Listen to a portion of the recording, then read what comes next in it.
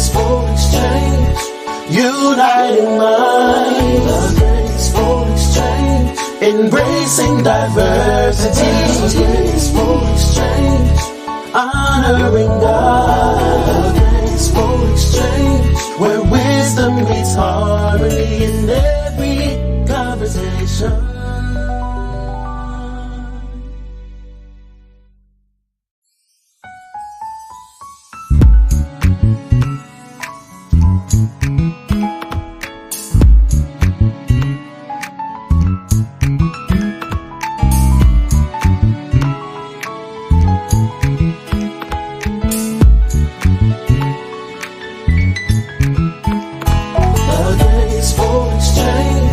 Uniting minds, a graceful exchange, embracing diversity.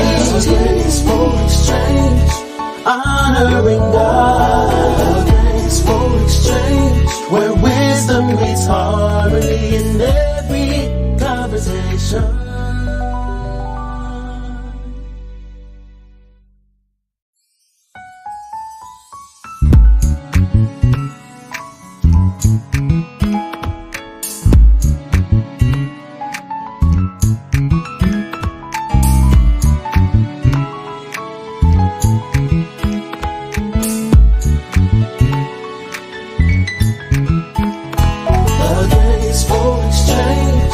Uniting minds, a graceful exchange, embracing diversity. Graceful exchange, honoring God. A graceful exchange, where wisdom meets harmony in every conversation. All right, good evening, good evening, good evening. Can y'all hear me? Somebody give me a thumbs up if you can hear me. Give me. Oh, I can hear myself. All Hello. right. Wonderful. Hello, everybody. Praise Hello. Jesus. All right. Tonight, the Graceful Exchange Podcast. This is our pop-up episode entitled Pew Talk, Real Talk from the Pews. All right. And we are in for an awesome time with some awesome people. And so we're going to introduce our panel on tonight. You have your girl, Asia Sade. Hey, y'all. All right. We have Rachel E. Hey, everybody. And then we have the soon to be Dr. Megan Sam. Hey, everybody. All right. We have Tony. What up? What up? And we have Dr. Jeanette Baker. Hey. All right. So we're in for an awesome time. We're in for a great treat on tonight. I hope that you all had a wonderful Resurrection Sunday. I know that we did over on this end. We had an awesome time. And so I hope and pray that you did the same. All right. All right. We're going to get right in and we're going to jump right in to our topics because we have a lot to cover tonight. We have some real conversation, some real talk with some real people. So do me a favor before we get into this conversation and we have this graceful dialogue. Please take a moment to heart it, share, and please interact with us tonight. We want you to see your comments. And if it's something that is real hot and we see it, we're going to comment. All right. We're going to comment. We're going to acknowledge what your comment is if we catch it. All right. So again, let's take this moment. Do me a favor. Go ahead, like, share, and comment. All right. Like, share. After you have shared it, I want you to put in the comments, shared. Do me that favor tonight. Real quick. Go ahead and share it. And then I want you to type shared. All right. We want this to be as interactive because this is about you, all of you who sit in the pews of anybody's church. This is about you. This is for you. And we're going to have an awesome time. All right. We're going to hear some real talk from the pews, people who have sat in the pews, people who have witnessed so much over the years of being a part of ministry, church as a whole, the body of Christ, right? And so please, let's go ahead. Thank y'all. I see it. Yeah. Y'all are sharing. Thank y'all so much. All right. So y'all gotta hang out with us tonight. This is going to be good. It's going to be fun. And I want you all, again, I have one rule, and my rule is that we remain real. We got to stay real. We have to be very transparent. I think that enough people have been fake and phony, right? And so we have to be very transparent. We need to be real, real issues, right? Real issues, but real successes as well. And so ministry is good. Ministry has its ups, its downs. Anytime you are a part of a body of anything, you have your ups and downs. And so it's not anything different when it comes to church as a whole. So we're going to have, again, some real conversation, all right, on tonight. So we're going to jump in. Real talk, y'all, from the pews. And again, we are ecstatic about this group on tonight. We are ecstatic about what they will comment, what they will discuss with us and share with us. All right, so we're going to jump right in. We're going in real deep. Y'all ready? Let's do it. Y'all ready? Let's go. Let's go. All right. Okay. All right. So our first question for tonight is, what are some things from the pews as a child that you see differently as an adult? What are some things from the pews as a child that you see differently as an adult? What are some things that from the pews, sitting in the pews? What are some of those things that you saw as a child, but now you view them? Your view of it has changed now that you are an adult. Anybody? Well, I guess I'll go. Being in church all my life and being a PK, Right. as Apostle stated, I was really close to my dad. So I've always been eerie about anybody being close. So I've always watched that. Right. But the view is different now, being an adult. Like, you see people getting close to them, Right. wave, hey, okay. Now it's more protective. Mhm. I could be a little bit more vocal. My apostle is my family. Right. So even if he wasn't, very protective. Yeah. Right. I may not say much in the forefront, but just watching people get close, even with my mom, to get close to my dad, Right. or befriending the kids. Right. I was the baby of the kids, so Jesus. That's a subject they'll matter get close too. to the kids. Like, it was crazy. Yeah. Getting close to my brothers, and then easing their way in. They'll never go in the office. Then all of a sudden they're in the office. Right. Right. It was just like, okay. So I would sit under my dad's desk. So I would see meetings, and then we'd be like a rotating. Then all of a sudden, if he chastised them, you don't see him no more. Oh, Lord. Mighty God. You have You've already started. you've already started some stuff. Knock it 'Cause up. this is deep. Keep going. Just as a kid, I got close to the children at the church. That's why I don't get close to people now, because they'll leave. So I got boundaries up. Right. Because they'll leave and the kids will leave, and you'll be like, where the kids at? Right. Just, I don't know. Ooh. Just watching the closeness. I've seen that as a kid. Now I see it as an adult. Right. It's just, I know what to look for now. Right. Before, I was just like, oh, okay. They just, they cool. They come to be under my dad. Even with preachers, I can't even say just the members. Yeah. Just people in Yeah. general. Other Yeah. preachers being up under him, taking books that he wrote, taking ideas. I see the same thing now. Mm. So, yeah, it's a lot of things. Like, my dad should have been a millionaire, actually. Right. And you see a lot of preachers now taking what he taught them. So it's repetitive, and it's very hurtful and close now, Yeah. seeing it with you. So Yeah. just the same thing. You just Yeah. got a different eye view because you're an adult. Yeah. But it's the same thing. the same behavior. And that's from the 80s. And 80s, nothing's 90s. new under the sun. Nothing. It's just different tactics now. Yeah. Yeah.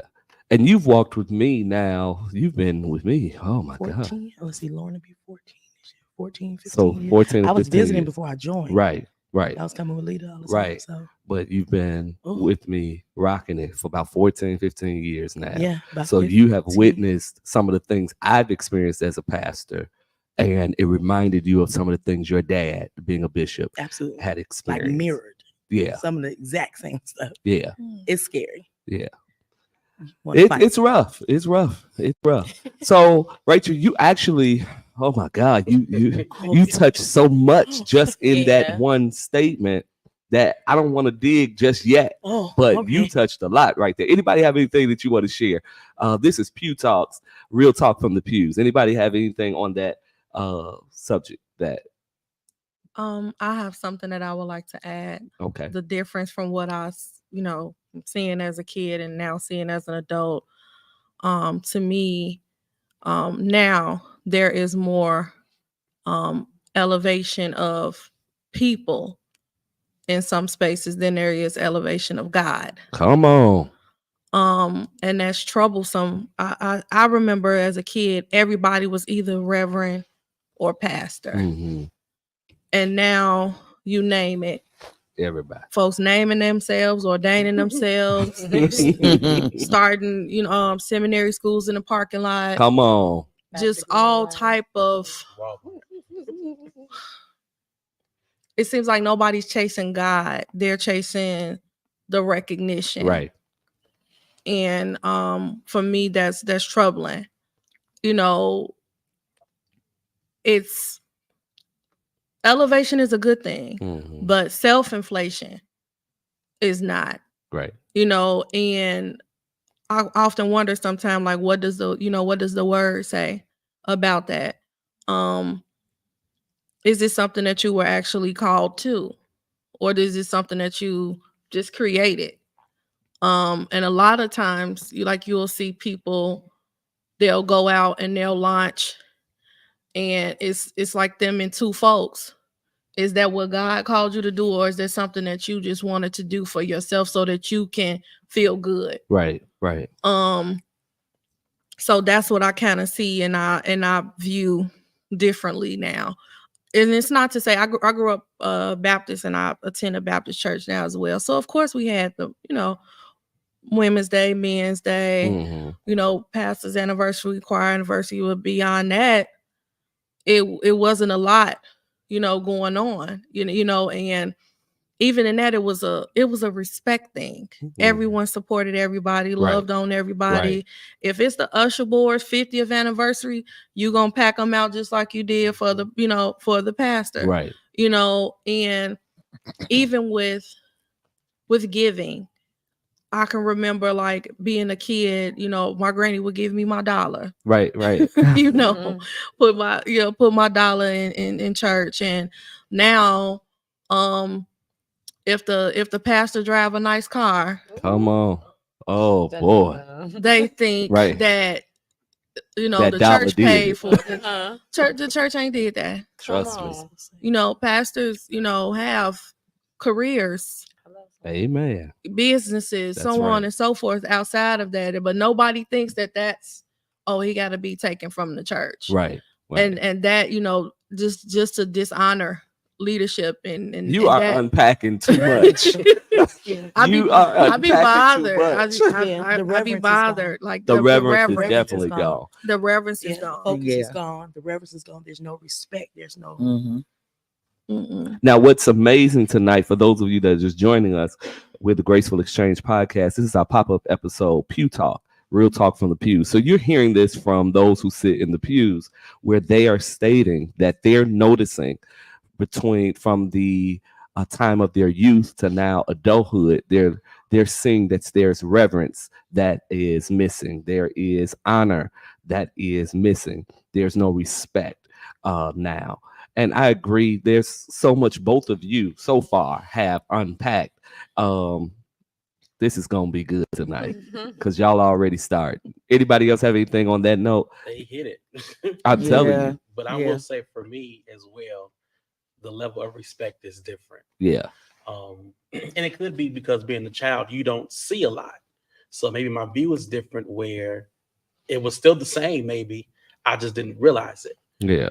So I looked at everyone as a child in church, leadership and whoever, almost in a sense like, oh, y'all figured this thing out. Right. This is how we're supposed to be. Right. And it's how we're supposed to live. But as I get older, I'm like, okay, well, you also not doing what you say either. You know, you kind of somewhere else too. Right. So even my level of respect for the people has shifted. Right. Because it's not so many. I feel like growing up, there were a lot more examples of what Christ would be, Christ would look like, right, you know, in the human form for us. You know, as far as if you were a deacon, if you were a pastor, mother, missionaries, whatever, it was a certain way, a certain lifestyle. Right. And now it's like anybody can do anything and say, you're this. Right. You know, almost as, you know, gifts and all that comes without repentance. But it's like there's no repentance nowhere. There's no reverence. There's no reverence, no respect, nothing. no nothing. Get up. It's a show now. It's all entertainment. And because you're gifted to do what you do, right, we're gonna let you do it. Right. But growing up, you was gonna sit down. Right. And you was gonna get your life together, or you wasn't gonna do nothing. Right. And I feel like that for me, it has shifted. My view of that have shifted a lot. Right. And you know, I think about this, that what you just stated, you know, I believe that when it comes to leadership, even if the people didn't like the leader, respect the leader, they had so much reverence and fear of God that they knew I could not mishandle this individual, regardless if I agree with their view, if I agree with their leadership style, if I agree with how they move and navigate. I respect and I have a reverence and fear of God that I believe, touch not mine anointed, do my prophet no harm. I believe that I don't touch them with my words. I don't touch them, you know, with the posture of my heart, that type of thing. And I think that has been lost, that people have no reverence. They have no fear, no honor for God. So they've lost it all for leadership. So I totally agree that things have shifted, things have changed, and we are in a time and a season where it's become very scary now. It's very scary because can you imagine the wrath of God that people are going to have to experience because of their level of dishonor? And I remember growing up, and Mother York would always tell us, you may get by, but you'll never get away.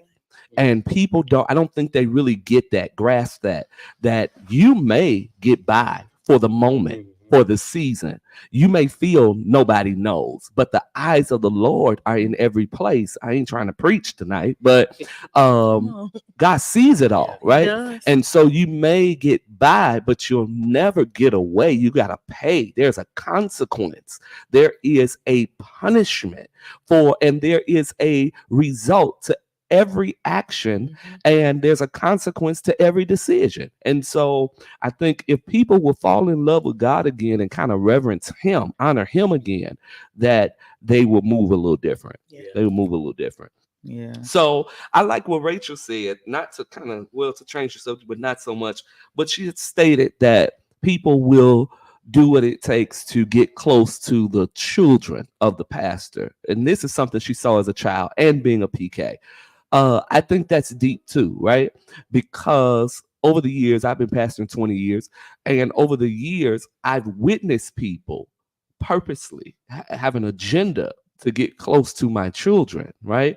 Now, I don't have children that are so naive. But if a person can see the weakness in a child, they'll play on that weakness, right?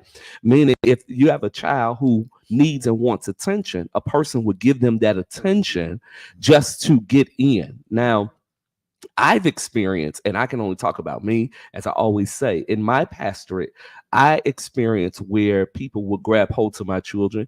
And even in my church, in the congregation, I've experienced just in past seasons where people literally tried to turn one of my children against me, literally try to make me look like an enemy to my child. How do you pull somebody's child to you and you try to make that parent look ill and look bad in the eyes of that child?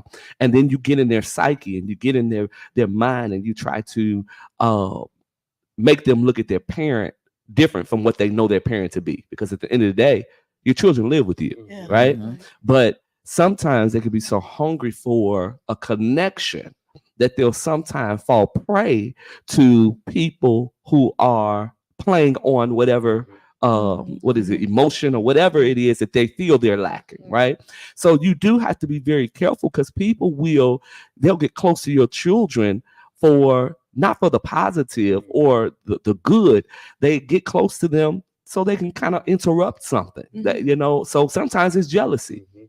Sometimes it's jealousy, because people have this saying that preacher kids think they're better than everybody. There's a saying that's been for years, right? No, preacher kids are going through because they tired of their parents going through with y'all. You know what I'm saying? So it's the view from the PK place of seeing people try to purposely get close to the family, get close to the children, get close to the spouse or whomever to build a rapport or relationship or connection with the senior pastor. That stuff is sick. It's sick. And it has to be eradicated. It has to be canceled out, right? Because then we will begin to operate as a dysfunctional people and a dysfunctional church.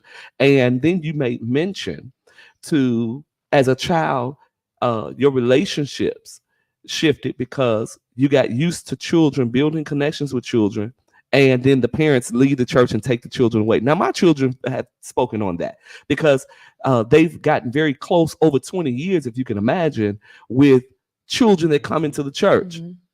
Then the parents, for whatever reason, they uproot themselves. They snatch those children from the church, and now they don't think about the connections that the children made. Yep. All they think about is, can't nobody tell me what to do. I'm out of there. Or I don't like getting rebuked, or I don't want to be held accountable. And so they take these minor things and they remove themselves. But the children are now going to deal with things as they get older. I remember the second Sunday of November, I prayed and didn't know what was going to shift in our ministry. But I remember praying, Lord, cover these children. Yeah. I said, don't let them pay for the decisions of their parents. And I didn't even know what the next season was going to look like. But I remember, and I played it one service. I played it because the prayer was so prophetic in the utterance of it. And what was being prayed and revealed ahead of time. It was, like I knew something was happening, but it was what was in my spirit. But the children sometimes have to pay for some of these decisions, because then it's your children and your children's children. You may feel you're getting away, but your children gonna pay. Your children's children, because every decision we make affects somebody. And what does that do to their little spirits? Yeah, they wind up broken. Because they're trying to understand what has went on or what has transpired, and adults can sometimes get in their selfish behaviors, and they don't even consider their own children. And sometimes you can see these children a little bit later, and the sadness and the hurt and the separation and all of that, you can see the longing in the child. And it's like a certain type of abuse that has been afflicted on these children, and parents who set in their ways. It's like it really don't even matter. You do as I say, but they don't understand the damage that they are causing, because these children grow up and then they're getting a whole different perspective and outlook on what has happened in their lives, because they are still people. Although they're little people, they are still people and need to be respected as such. Not that you give them the whole say so, but consider them, because you're grooming, you're training.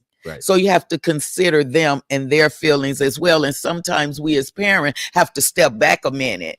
Okay, take that rebuke. If this going to continue to keep my children growing and prospering and in the right position, but parents, when they get rebuked or in their feelings or for whatever, then they want to go snatch everybody out. And you say we keeping it real, right? So they want to go snatch everybody out just to pacify their own feelings, and then they wind up with broken children and want to know why. Come on. You did it. You broke their connection. You did it. You broke a connection that they were building. See, you were not the only one building a connection. Those children were building a connection as well. And you broke something. And now when they're acting out, you want to know what the problem is. Well, you need to go back and search what happened. Right. Yeah. Because you hurt the children. Yeah. And the children are hurting. Some things they won't say or mention. Correct. One, because they don't want to hear the response or the flare up sometimes of the parents. So they'll hold their feelings in and won't communicate those things because they know that the parents' feeling is so strong, right? So they'll just, what they say, go along to get along, go along, right? So at the end of the day, we have to consider the children. Apostle Nash, I see she wrote, just like Yolanda Adams said in one of her songs, what about the children? It's true. What about the children? Is anybody concerned about the children when we move crazy in ministry? Are we concerned about our children? So let me ask this question. What causes or what have you noticed over the years of being in the pews? What causes cliques to be formed? So it reminds you of high school. My Lord. So it's a movie called Mean Girls. So when the new young lady came, she was in the lunchroom and they're different groups. You got your jocks, you got your cute girls, so she was trying to find her place, basically, like, where do I fit in? So people do try to find their place where they fit in. I know they say birds of a feather flock together. Sometimes that's not true. A lot of times it is, but a lot of times it's not true. Some people may hang or speak or be cordial, but that don't mean that they're like that person. Right. She wasn't like the other young ladies that befriended her. She just kind of figured, she was so naive. She was very new. They pulled her in, I guess, really to make a joke out of her. But she ended up becoming like them, if not worse. I think people try to find their place. Right. Like high school, where do I fit in here? And if you come in like that, that's wrong to begin with, because your focus should be God. Your focus is what drew me to this ministry. If you have a respect for the leader to draw you here to say, let me join and connect, it should remain just God and the leader and see what I got to do to make the ministry better.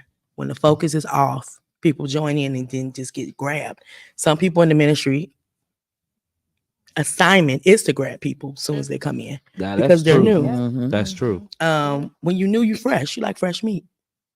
Let me see what this person's about. That's true. Like, where your brain at though? Right. Who cares? I don't know. It's just, people be like, you don't care about nothing. I do care, but I don't. My brain is set up so different. I don't focus on. Let me see what she about. Or let me see what she got on. Or let me see what she can do. Or let me see. Right. Hey. Yeah. How you doing? Yeah. Love is missing. Definitely. Love is missing. Love is missing because everybody's worried about the wrong thing. The focus is Jesus. Yeah. But you just said something. People, when they're joining a ministry, they want to feel welcome, right? They want to feel a sense of, okay, this is home. This is my place of worship. I should be comfortable. I should be able to fellowship with the people here. I shouldn't feel outcast, ostracized, isolated, and all the rest, because now I'm a part of the same body that you're a part of. We're on the same team here, right? We got the same leader. We serve the same God. We got the same core values, the same vision, mission, and all the rest. We should all be able to come together, right? So the idea of a person coming in and wanting to feel apart, but then you come into a space where people are already locked into their people and not open to receiving new people. Yep. Whereas your leader is open to receiving new people because, you're the pastor. You are a shepherd. You want to praying for new people. You desire for the lost souls to come in and get tired saved of looking at the same old face. But then you as a person and this group has gotten so set and comfortable with feeding and wanting all the attention and all the rest, that you block out other people from coming in and receiving the same thing you're getting. And so then it becomes either we're going to keep this new person isolated, or we're going to, as you said, draw them to ourselves, so that way you don't get close to the leader and that you don't have this level of relationship that I got with them. So I'm going to draw you into me. Whoa. You be my sheep Yep. while I get this. Whoa. Or we ain't talking to this one at all Come because on. she's making her way or he's making their way to the leader. It's a weird It's dynamic folks got up weird. in here. But it goes back to what was said in the beginning too. People are not here for the right reasons. This thing is not about God anymore. We're not about kingdom no more. This stuff is about entertainment, popularity, how many titles you can get, and how many folks you can get in your church. Yep. It's a It's joke. become too common. Absolutely. Yes, that's the word. It's too. My mom always said, never we become too common. Yeah. That's why I have an issue Most with just hanging in your definitely. office. Mhm. Yeah. Become too common. I don't Yeah. like people hanging out. I'm just gonna put it out there. Yeah. I hate it. Yeah. It's always it's not a living room. Yes, you're very open. You okay, but just kicking it. Yeah. You're my cousin, and I'm not about to kick it like that. Mm-hmm. I don't call you Tim. Like, Yeah. Well, you know, a lot of people didn't call me Tim until they left church. Right. I ain't heard no. Yeah. When they Right. leave the church, now you Tim, right? Everything but- Now you That's Tim. what happened. Yeah, thank God I know my name. Now, Yeah. thank God. Come on, I love Yeah. my name. Jesus Right. Christ, my mama right? always said that never become common. But- And then when but you become, commonality. you think that they're like the leader because you're open, you're loving, you're welcoming.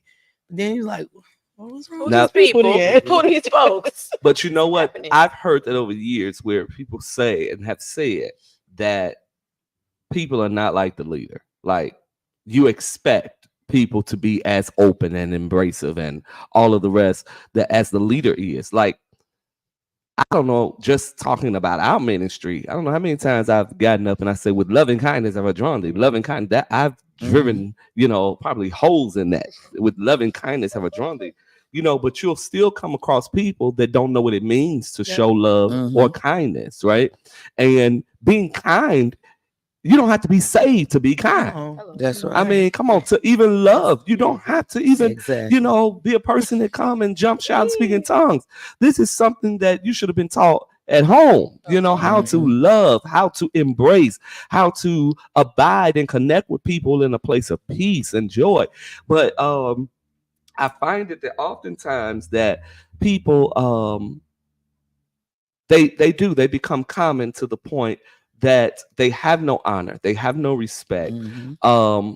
You are great until I don't feel you anymore, right? You are the dopest until I don't feel you, or because you are now exposing my dysfunction or rebuking me or whatever. But my view from the pew tonight is, how do you see, or how does it hurt in the pew when cliques are formed? How does it hurt the ministry from advancing? How do you feel, or how you felt over the years, be it whatever ministries that you've been a part of? We've all witnessed cliques form. Now, what has been very dangerous lately, and I've talked more about lately, is this sick thing of trauma bonding, because some folks don't like each other, feel each other, until there is a mutual reason that will bring them together, right? And so when I was looking at what causes cliques, it said similar interest. It can be positive or negative, but they're similar interests, right? Some people have that. What binds them together is, okay, we all love music. And so we are listening to music, we play, we whatever. And so we find ourselves forming a group because of our passion or our love. And it's the same thing on the negative side, right? If I'm not feeling the person and I find out you ain't feeling them too, now we have a group. We've created a clique to be able to, and I call it spiritual bullies. We have people that are bullies in the church, and what they do is they try to join together to run people or to pull them up and uproot them out of the ministry. They try to run people out the church, and they become spiritual bullies. But somebody's got to stand, and who in the pew would stand and say, we're not doing that here. Why the pastor always got to rebuke it? Somebody in the pew should say, no, you causing discord. We didn't have this before you came. You know what I'm saying? Mm-hmm. You are trying to pull everybody new that come in to poison them, or you're working against what we're trying to grow and build. Ministry is an investment, right? Mm-hmm. And we all invest. When you give your time, your talent, your treasures, you're investing. You're in the pew. You're making investments into a ministry, and you should be pissed. You should be very upset when somebody comes in, and I said pissed, yes. You should be pissed when you have invested into a thing as a Pews member, and you have been involved and connected to a thing for decades and years and put your time in, put your tears in and everything else, and then you get some little Raggedy Ann that comes in and they want to uproot and tear up everything that you sacrificed to help build. You should be, as a Pew member, you should be pissed. I said it and I'll say it again. You should be pissed because you made your investment. That's true. You know, and when kingdom people get to a point where we understand that at the end of the day that we can't have people coming in and destroying what we put our time in. Right. Mm-hmm. I don't care how many gifts you have. Mm-hmm. You know, I don't care how anointed you think you are. Right. You're not that anointed if you can't shut your mouth. Right. You're not that anointed if you can't stop picking up your phone and spreading discord among the brethren. You ain't that anointed. You ain't that sanctified. You ain't that filled with the Holy Ghost. Because God ain't dwelling in no unclean temple. Mm-hmm. Hello. This y'all talk though. Go ahead. We can't be productive. But you can't be productive when, you know, it's like that. Even with women, like you said, the majority of the church is women. We can never do anything productive because it comes a competition. Why are we competing? Yeah. And then things just stand still. What are we competing for? Come on. That's with anything, the music ministry, everything. So a lot of times, I know I'll draw back. Because it'd be like, that's okay, forget it. I don't want to step on nobody. So lack of respect. My ideas just be never mind. We're just gonna keep going. Okay. Yeah, it's a lack of respect. Yeah, it is.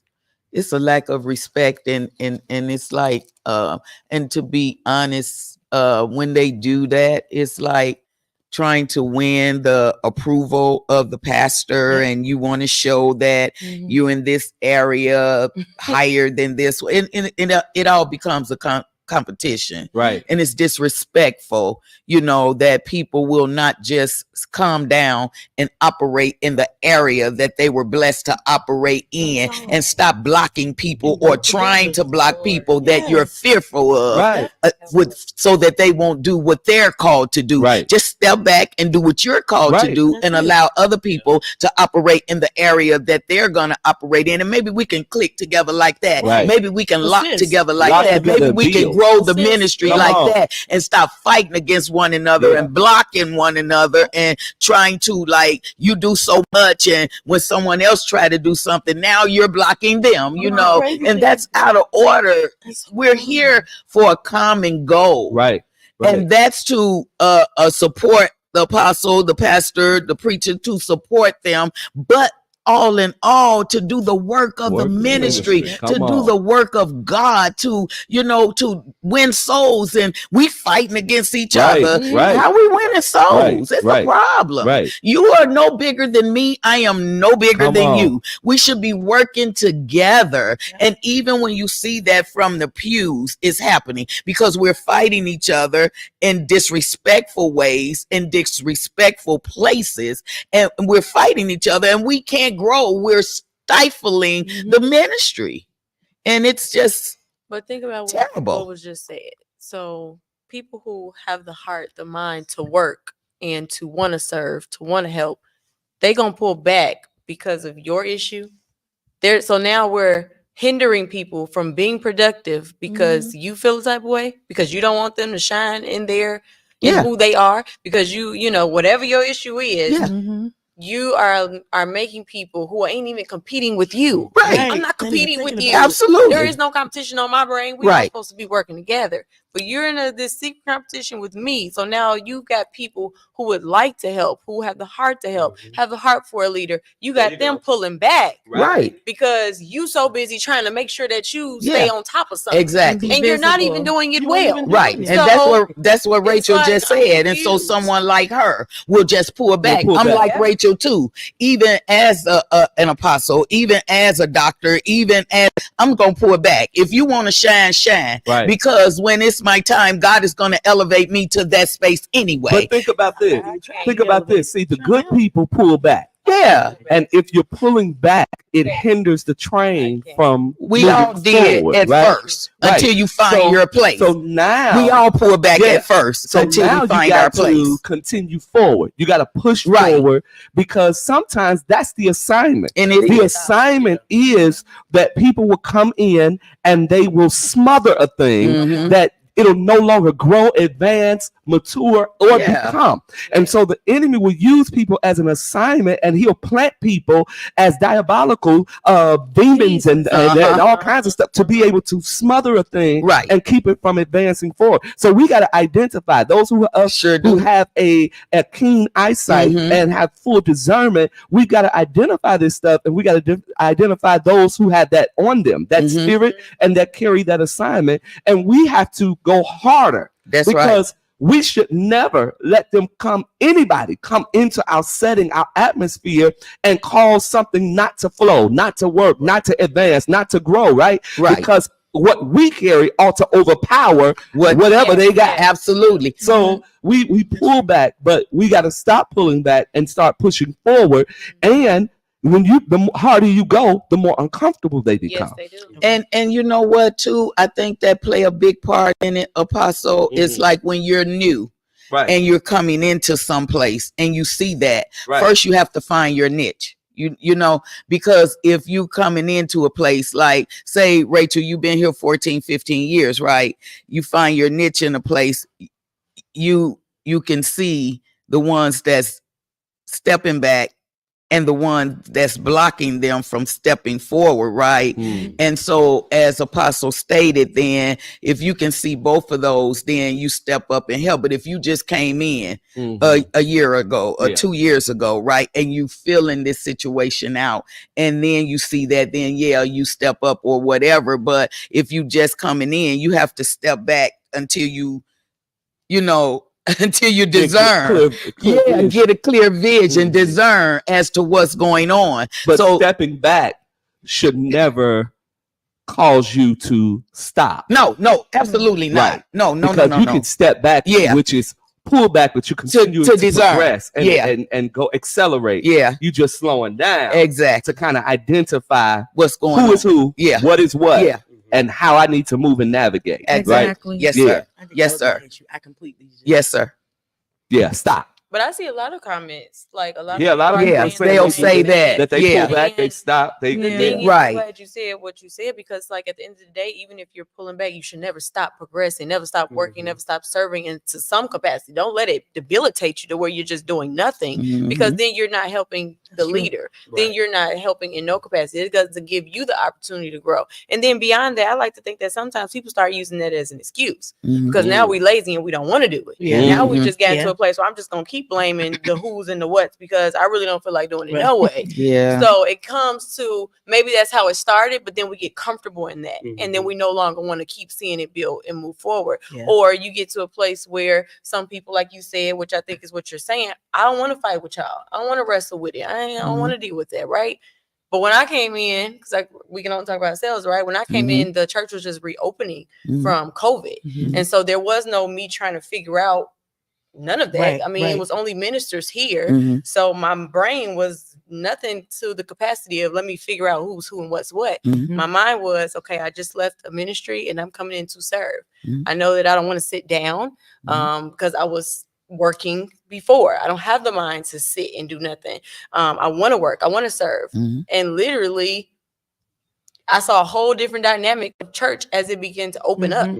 As you know, more as we let members come in, as more ministers came back, and church is now flowing, you saw a whole different dynamic of what it's like to have new people to come into a ministry that was already a thing. So it was an interesting time, to say the least. But one thing I will say, even when I was given the opportunity to step back and leave and all the rest, I didn't. I'm still here. And I think part of that too, it is what it is. Your props. Coming in, I heard for years, and I mean years, learn your leader. Yeah. Right. That was our executive pastor. Right. Yes. Once you know your leader, is not going to be pleased with you slowing down and stopping. Mm-hmm. Yeah. You're not going to do This is true. Not that it's easy, because I'm guilty. Right. Yeah. I've slowed down, and at one point I'm just okay. Well, go ahead. Right. But not You now. have your Take the way. wheel. Mm-hmm. But then Yeah. it doesn't feel good to be rebuked for that. That's true. Mm-hmm. You know, because I know better. Right. Why are you stopping? Mhm. Why are you slowing down? Don't let nobody or nothing stop you That's- from doing what you know you should be That's doing. it. Mm-hmm. That's So it. those conversations, and even knowing my leader without him saying, Yeah. let me get myself together and keep Good. pressing Yeah. forward. Because Because- look at this. That if you would have stopped or slowed Mhm. down, where would we be? Right. Mm. Right. Because sometimes we'll back up and let the wrong people get in lead, Come on. Yeah. and it could sabotage and mess up a thing, right? Mm-hmm. Think about if I didn't have you Yeah. leading, Mm-hmm. Come on. Yeah. Mhm. where would we be today? You see what I'm saying? Mhm. So your leader knows who should be leading, That part. and you Yeah. don't ever let anybody. I don't care if they come with a heartier spirit or whatever. You don't let them come in. Nobody come in and push. And this is anybody watching, whatever. You don't ever let nobody come in and feel like, hey, you want it, you do it. No, if it's your assignment, you carry it, because people will come in and try to show you up. Mm-hmm. But your leader knows. That's I right. always told people when they came into our ministry, and I tell the people, even I don't even have to say it today, because it's a whole new everything. Right. But in times past, I would tell people that can't nobody take your place. Mm-hmm. You can only give up your seat, Right. That's right? Mhm. Can't nobody take your place. Do what you're supposed to do. All we do is add to the team, Mhm. right? We're not looking to replace anybody. Mhm. We're adding. That's what happens in growing houses, right? Yes. You're adding to the team Mhm. weekly, daily. As Jesus is adding to the church, we're adding to the team, because Mhm. we need a team that can help us handle the church. Yeah. And so people get intimidated when new people come. And so the old people start, I saw somebody type in the comments, it's a spirit of jealousy, right? And that's what happens. Old people sometimes will become jealous Mhm. because new gifted people are coming, True. right? Yeah. And so now they're thinking, oh, this person gonna replace me. Mhm. This person is smarter than me. This person's got more education than me. Yeah. But at the end of the day, we can all gel Right. together Exactly. and play a part of the team Mhm. and advance the kingdom. Yeah. But people wasn't even doing it in the first place. So it's like Ooh, don't they do come that. in. Don't you do it. I'm just Don't you saying, do it. like, 'Cause that's you know true. you're telling the you truth. get mad. But you were But doing what were nothing. you doing? When You doing wasn't a even doing doggone thing. You ain't Yeah. even doing nothing. Not a doggone Nothing. thing. Doggone. Did y'all hear that? I said doggone. That ain't what I was thinking, but I And they said not it. gonna do it, but don't want you to do it. Right. And that's the crazy Yeah. part. Like I got Absolutely. much respect for Absolutely. your tenacity. I'm just gonna leave it at that. But even in Baby. that, just because people are willing to do things or to participate or be over things, it doesn't always mean that their heart is right. That's true. There you go. Absolutely. So my gift, or to church, is music. I sing first soprano, Woo. and Why you didn't say I'm gonna get to that. I'm gonna get to that. I had a very bad experience. Yes. Where when I came here, that was during the time where I took like 5 years, not counting COVID. I just sat down. I didn't sing a note. Wow. Because I had experienced a lot of mess. Mm-hmm. Full transparency in dealing with music. Mm-hmm. I'm skilled and I'm talented naturally. Yes, I also have some training, but beyond that, my heart is a worshiper. Right. And I was actually told by a person that I didn't have a place. I wanted to be, at that time, I wanted to be a part of the praise team. Mm. And of course, I had experience in that, all that stuff, and I have heart, for it as well. And that person was just like, yeah, we're not taking anybody else on the praise team right now. And I'm like, this is a church. Like, somebody could walk. Wait, that happened here? No. Oh, no, okay. no. I'm going to say, wait. No. Hold up. No. Hold up. No, like you all didn't even. I gotta follow the story. I'm following. Go back. Remember, you all didn't even know that I was saying it until I just said it. But it was hurtful. It was very hurtful. So I went from, I can't participate in what I want to do. Right. So I'll still sing in a choir, and then it went from, no, I don't even want to do that no more. And let me just sit in a pew. Wow. And I remained in the church at that time, but I self-isolated. Okay. Mm-hmm. I would come, get my word, going home. And at that season, it was like tunnel vision for me. Straight ahead, looking at the pastor, giving glory to God, going back to the crib. There you go. I just did the whole dynamic of church and people. It just, it was exhausting. Yeah. I would leave church with headaches, nauseous, migraine. Yes, because the energy at that time, in the church that I attended was just so heavily and so concentrated with negative spirits. Yeah. Mm-hmm. And I had to take a break and step away. So I sat out of church for a while. And then a friend of mine recommended that I come here for a concert. So I came here and I liked what I saw. Right. Conveniently, as God would ordain it. At the time, I lived right down the street. Right. And I came and I enjoyed it, and ultimately I joined. And one thing that I learned from my experience here is not to be overbearing to your leader, but have that connection, communicate. Right.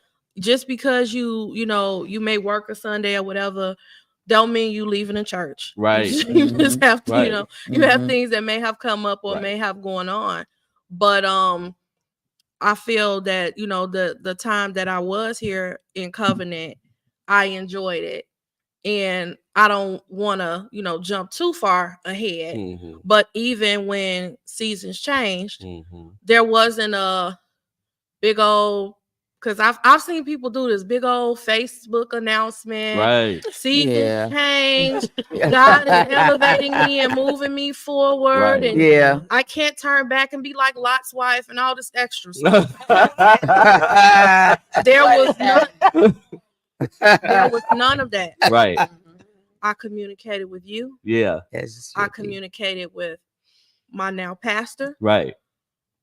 And got the green light. There you go. Because one thing I did remember from, growing up, when you join church, candidate for baptism, Christian experience. You come by letter. By letter. But the point was, like, people didn't just hop.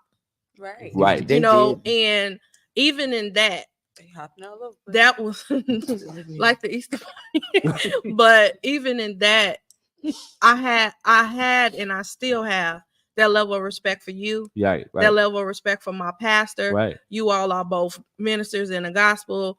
And what if you all have to cross paths? I don't want y'all beefing because of me. Right. So when if you're led to transition on from ministry, it don't have to be nasty. You don't have to talk about the pastor. Ooh, you don't have to talk about the church. Come on. You don't have to do that. It is immature. Broken, selfish people do that. And I want to pause guilt right here for a minute, because those who's watching or just joining us. So Megan, if you don't know by now, just from listening to her, she was once a member under my leadership. And came to me, was it during the pandemic? It was right before the pandemic, and was led to go back to your previous church, right? And I'm the kind of person, people hear me say this all the time. I am the person that I'm not going to talk anybody into staying. I'm not going, if you come have a conversation with me and I can feel your spirit and all that kind of stuff, I will gracefully bless you. She is a witness. I will gracefully bless you. People will get out here and say all manner of stuff, Oh, I told him I was leaving and he was so net. No, I will gracefully just don't come with no mess. No. Come in the room, or if we talk, whatever, be respectful and be truthful. Be honest about the season, where you're at, what you're feeling, what you're thinking. You know, because I'm that person that says, if your heart has left, your body should follow. Absolutely. But we didn't have no beef. We didn't have no issues. That was a decision of which she made and was led. But we've been walking life out. That was what year now? Early 2020, wasn't it? That was when we met in 2019. Right. When I went back, that was early 2023 when I went back to the church where I am now. And when I left here in January and reinstated my membership there, that's why I say it's important. If you're gonna go and you're led to go, by all means, but how you leave matters. Right. Because fast forward, 2 months later, I had to reach out to you about changing my baby daycare. Yeah. You know, and even though that was business, what if I had slug your name all in the streets and all this stuff? And you know, you do a lot, Apostle, with your chaplainship, your seminary. You have so many blessings that you pour out that people can benefit from. And when people leave and they leave nasty. Talk about it. The way life works, and not just church, life in general. When you hurt someone, the Lord will fix it. That same person you hurt, your blessing will be in their hands. And you will have to go back and apologize and make good and eat that mud pie that you made. Drink that castor You're going to oil. eat them words. Yeah. So it's best to do things right. And like I said, I consider you a dear friend of mine. Yes. I can confide in you and I'll just say, hey, my friend, I'm dealing with this. You're not gonna believe it because I don't believe it, but what would you do? And you're always gonna give me, concrete advice. We may laugh because some stuff be crazy, but you're gonna give me the word. You're gonna give me a scripture or you're gonna uplift me in prayer or pray for the situation or whatever the case may be. And also too, I think that by you having that gift of the prophetic and see, some people shoot themselves in the foot because, and I'm in the Army, so I use a military term. Why wouldn't you want somebody on your team, your spiritual team, that have foresight? Come on. Why wouldn't you want that? Why would you want to sever something that has been a blessing? And I shared this with you before, I'll share it again. The reason why people become disruptive, or one of the reasons that people become disruptive in the church, is they want the poor. They want the praise from the pastor. They want to be at the pastor's house. They want the pastor to kiss their baby. So they want the poor, but they don't want to be pastored. They don't want the rebuke, the truth, the honesty. Like there are ministries where you can sin to the max. But come on. Now you just said something. She said that.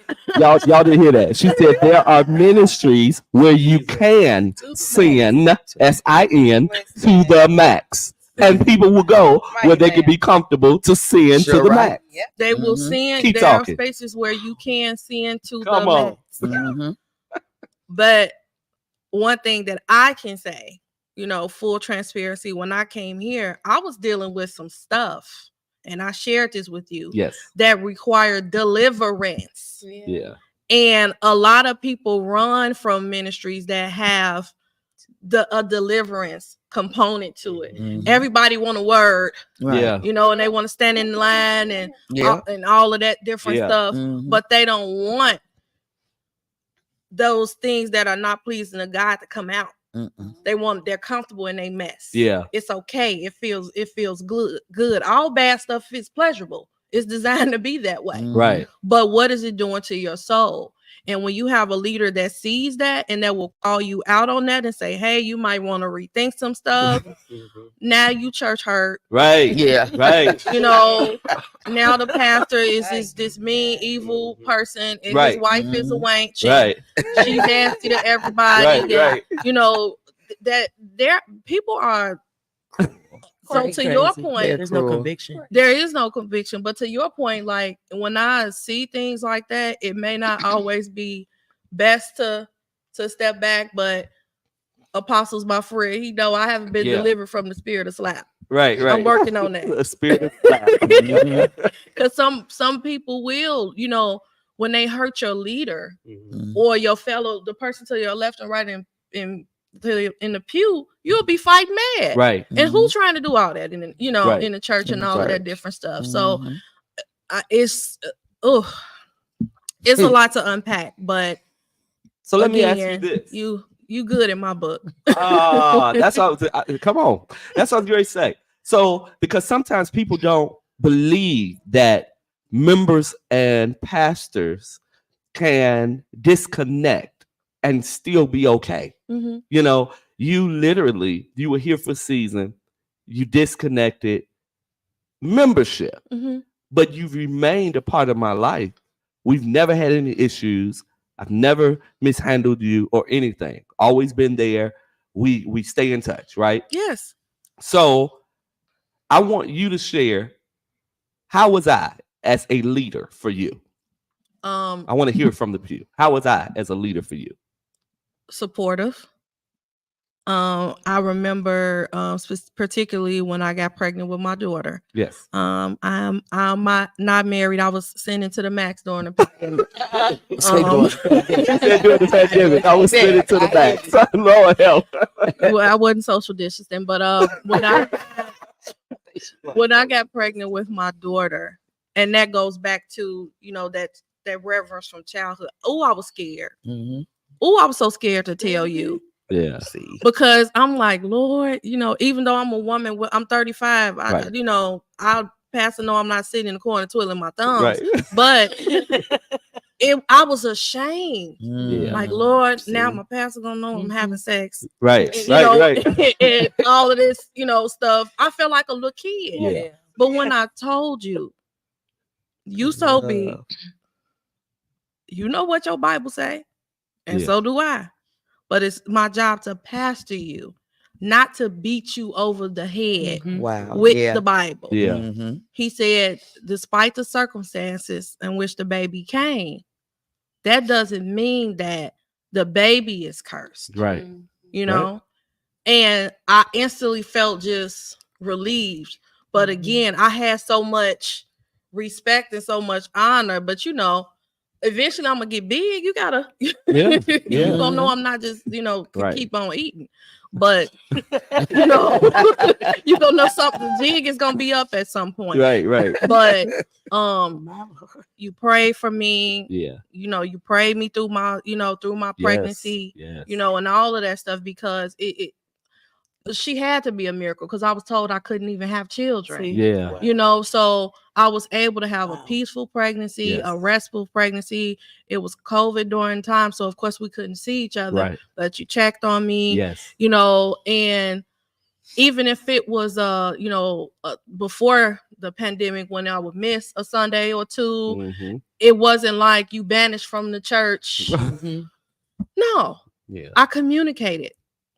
And, you know, to this day, now that my daughter comes here as a student to the academy, I still get that love. Yeah. Every time I see mother, hey, mother. Yeah. Still love lady, still love the kids and the members that I see. Right. So I still love y'all. Y'all still. And we love you too. Yeah, thank you. And you all are, you know, I still consider you all as family. But I'm just, again, that comes with maturity because even when I was here, and not sitting under my pastor, he was still my friend. Right. We was still cool. Right. I would check on him, celebrate him.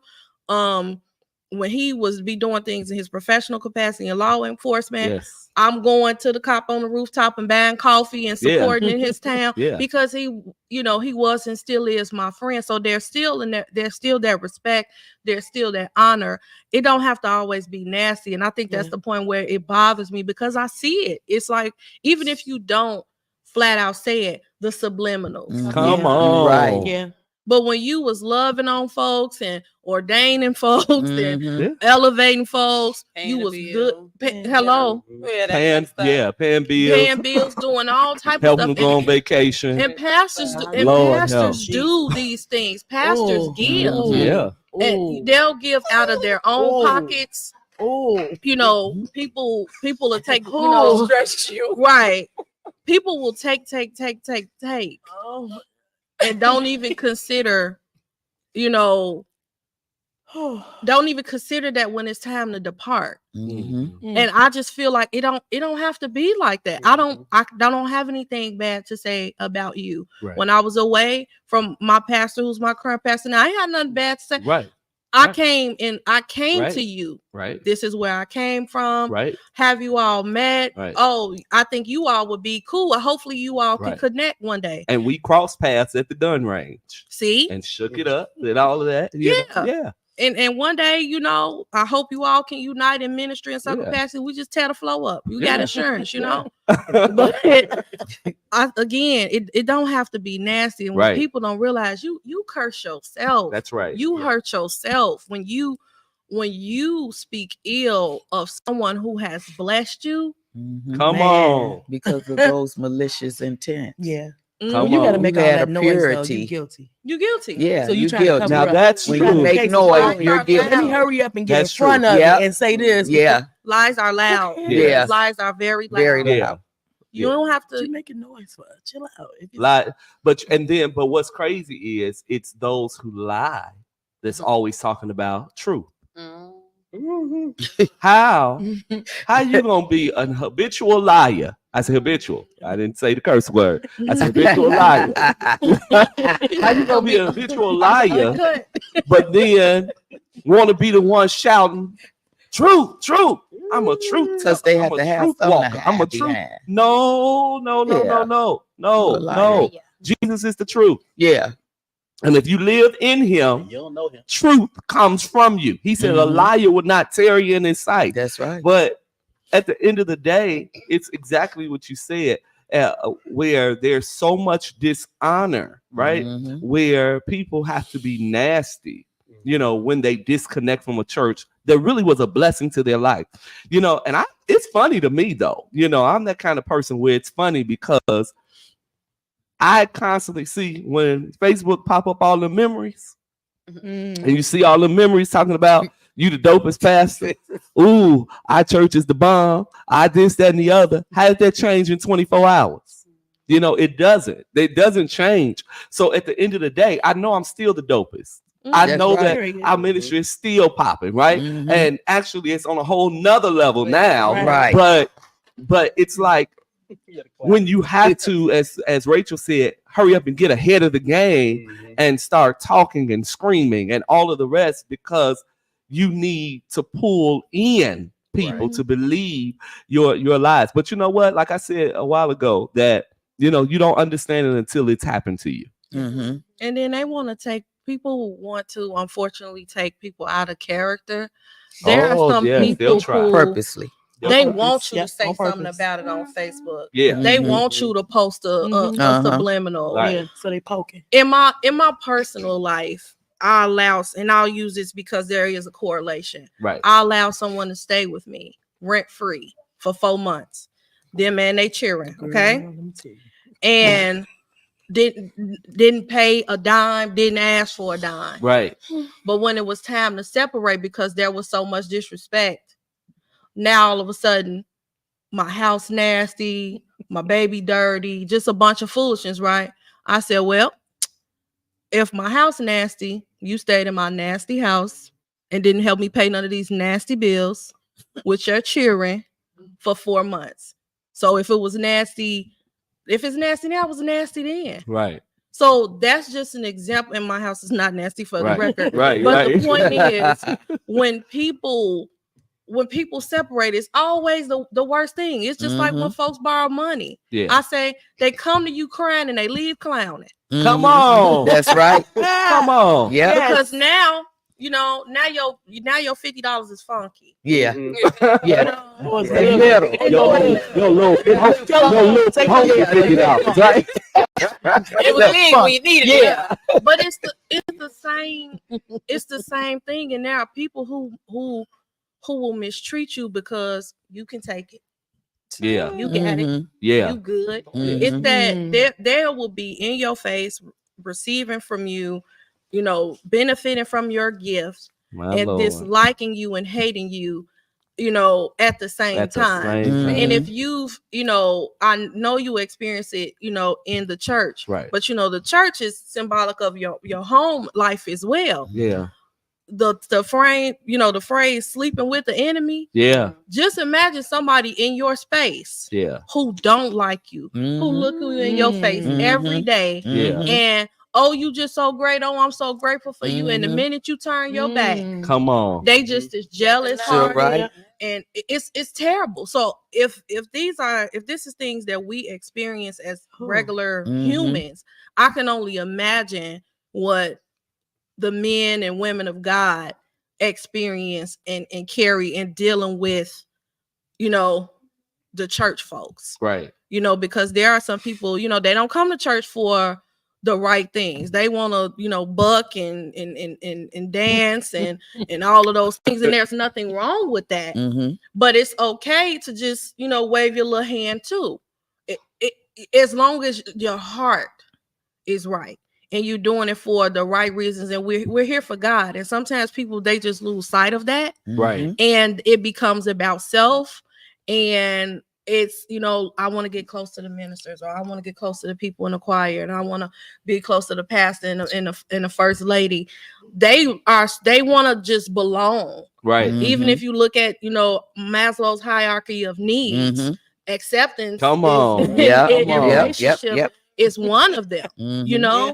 And there are some people, they just want to be needed and seen and visible. Sure, right. Like it becomes a sickness. It does. To where they actually crave it, and they will destroy anything just to inflate their ego. So let me ask this. How should people respond if they are constantly bothered by people in the pew that is trying to tear a ministry up? Meaning, what kind of advice would you give to one who receives phone calls or some type of communication from people who's trying to tear ministry up? Meaning, again, I've been pastoring 20 years, right? I've had where people have disconnected, but have reached back over the years, calling people that's in the ministry. You need to leave the church and this, that, and the other. What advice would you give to a person who don't know how to handle that, right? How should they respond, if they should respond at all? How should they be graceful in handling that? Or should you be graceful? This is Pew member, right? The pew. This is from the pew. Like you in the pew, but another pew person that decided that they did not want to be there anymore, but they keep calling you or calling friends that you have still within the ministry, and they're trying to pull you out. What kind of advice would you give to a person on how to handle that? Because they may not want to bring it to the pastor, right? Because in their mind, the pastor got enough to worry about. I don't want to say, so-and-so keep calling me, but I don't know how I should respond. Because over the years, I've heard people say, well, when they were around, they were nice to me. I didn't know how to, cut it off. So I just held the phone. You know what I'm saying? So shut it down. Yeah, but I think they'll call what kind of advice would you? Well, I wouldn't say weak. They'll call the ones that know, that will listen. Yeah. Because AKA the weak one. Yeah. Yes. How about I ain't got a phone call? I ain't going. So they know who going. They know who going. Yeah. Yeah. But if you're one of those people that they're calling and you are someone who feels like you don't have the ability to just cut them off, tell them I don't want to hear this, or because you feel like you're going to be rude, right? why don't you stop the phone calls from coming? There's features on phones that say block. And I don't have to have access to you. We don't need to talk on social media and none of the rest. So why are you answering? I'm still remaining here, and you're sowing discord with where I'm still connected. And as much as people still say, oh, well, I'm still here, I'm still a part, I'm still with you, that you may be, but the seeds have been planted and your actions are going to start reflecting the seeds that have been planted. It may not be right now, but it's going to start coming up and out of you, whether you're trying to do it or not, because subconsciously it's in there. So you're going to start moving different around where you say you still love and connected. So you have to cut it off. If you're not the person that can verbally say on the phone, we're not doing that. You're going to talk about something else, or we're not going to talk at all. If you can't, all of us going to talk. If you can't do that, then you need to cut it off. Cut it off. Don't do it. My number. And you got to be very careful, because people say they talk about how churches become gangs, that because people don't remain at their church, that you shouldn't not talk to the people. Now, I believe that you have to be cautious with that. I believe you have to be cautious. I don't believe that you have to disconnect. As an example, Megan is sitting at the table. You don't have to disconnect from everybody who leaves your church. You definitely don't. You don't have to disconnect. You don't have to stop talking to people, because they decided to leave your church. I believe that's a case-by-case situation. I believe that when a person has a spirit to cause discord, or they cause discord in a house, and or have released venom in a house, and then they leave after putting poison in the house. But when they leave, they're still trying to put and poison people. That is a time where you have to be mature to say, this is as far as we go. And evil communication corrupts good manner, Absolutely. right? And you got to know when to just say, you know what, this ain't healthy. And I'll piggyback on that if that's okay. You should not allow people to plant seeds that you don't want to grow. There you go. You shouldn't even allow. Yes. And exactly, and it's like with that, what the conversation is going to be like, what they're going to talk about. Right. Stop answering the telephone. Telephone. Furthermore, if you love, honor, and respect your shepherd and God, of course, everybody can't come to you. Nobody come to you. Right, exactly. No, you can't come to me and say nothing bad about anyone that I care about, especially my pastor. You can't do that. That's not gonna work for me. You might get busted in the face, and that's just real. And I'm the type of person, and I wouldn't say that I'm a follower, but I will say this: if they have mistreated you after you prayed for them, there you go. After you have, sown into their lives in a variety of ways, and you loved on them and your family have loved on them, if they have done that to you and you've done all of these things for them, what will they do to me? Exactly. Now, that's the truth. Exactly. That's the truth.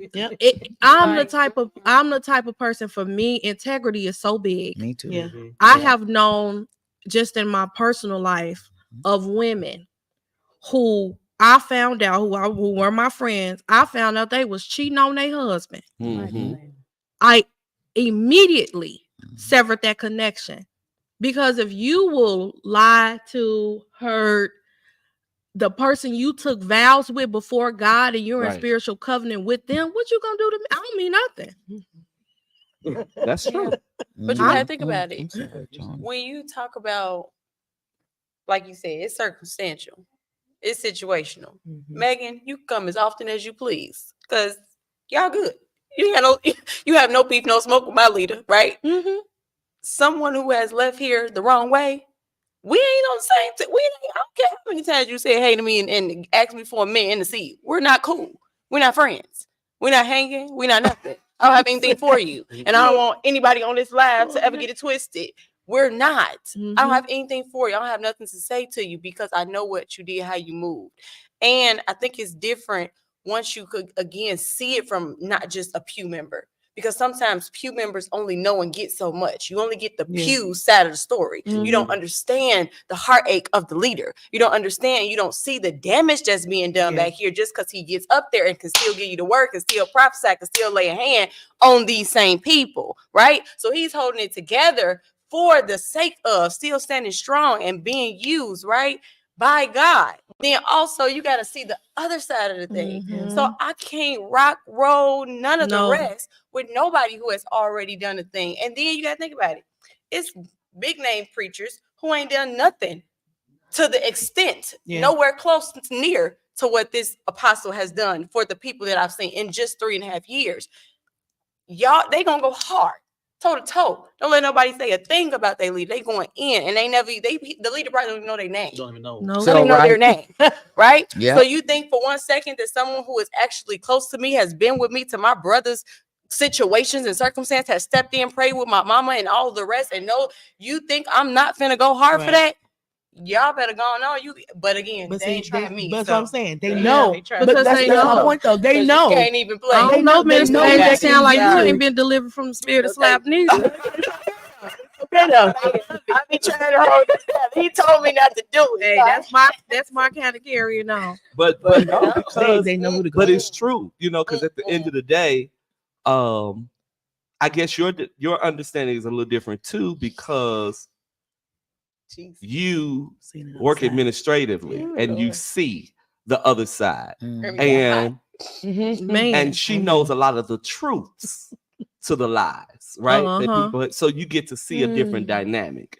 So your response is definitely different because, like you said, being in the pew, but then being in a certain level of leadership as well, you kind of know, a little different. But the thing is, the pew is frustrated. Right? It's very frustrating. Right. And one thing that I can say about you'll never out nobody. You will never say anything bad about anybody. Let me tell you. People